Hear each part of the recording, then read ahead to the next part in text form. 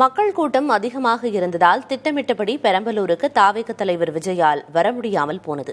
இதுகுறித்து செய்தியாளர் பிரவீன் பகிர்ந்திருக்கும் தகவல்களை தற்போது பார்க்கலாம்.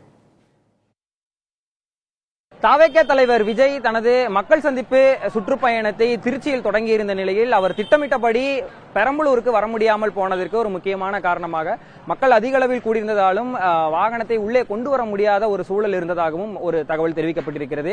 மாவட்ட ஆட்சியர் அலுவலகம் அருகே இருந்து பெரம்பலூரை சார்ந்த மக்களை பார்த்து கையசைத்து சென்றிருக்கிறார் என்கின்ற ஒரு தகவலும் இருக்கிறது. கிட்டத்தட்ட மாலை 5 மணிக்கு திட்டமிடப்பட்டிருந்தது. பெரம்பலூர் வானொலி திடல் தற்போது நாம் காட்சிகளில் பார்த்துக் கொண்டிருக்கக்கூடிய இந்த பகுதிக்கு மாலை 5 மணிக்கு என நேரம் திட்டமிடப்பட்டிருந்தது.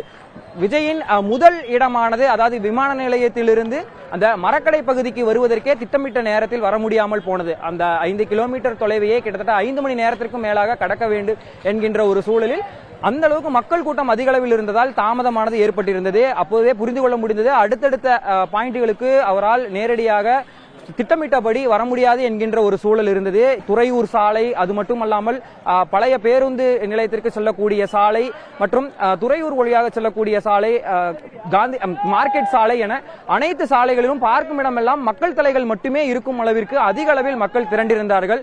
ஒவ்வொரு நேரத்திலும் அவர்கள் சோர்வடையும் போது விஜயின் கட்சி பாடல்கள் மற்றும் அவரது சினிமா பாடல்கள் ஒளிபரப்பப்பட்டு மக்கள் சோர்வடையாமல் கிட்டத்தட்ட 12 மணிக்கும் மேலாக வரையிலும் விஜய் வருவார் என்கின்ற ஒரு பெரிய ஆவலோடு மக்கள் காத்திருந்தனர்.